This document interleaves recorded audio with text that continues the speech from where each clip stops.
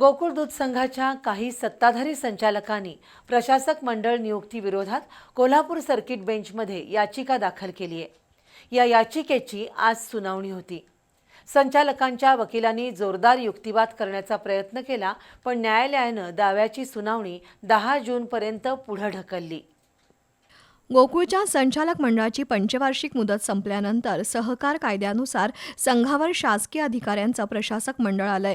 मात्र काही सत्ताधारी संचालकांनी प्रशासक मंडळ रद्द करून विद्यमान संचालकांना मुदतवाढ द्यावी यासाठी मुंबई उच्च न्यायालयाच्या कोल्हापूर सर्किट बेंचमध्ये याचिका दाखल केली आहे।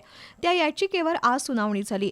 संचालकांच्या वतीनं ॲडव्होकेट अनिल साखरे आणि श्रीनिवास पटवर्धन यांनी युक्तिवाद केला, तर शासनाच्या वतीनं ॲडव्होकेट सतीश तळेकर यांनी बाजू मांडली।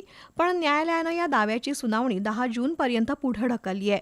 एकीकडे गोकुळ दूध संघाची निवडणूक 90 दिवसात घ्यावी असे आदेश सर्वोच्च न्यायालयानं यापूर्वीच दिलेत, तर आजची सुनावणी लांबणीवर पडल्यानं मुदतवाढ मिळवण्याचे संचालकांचे प्रयत्न जवळपास असफल ठरलेत।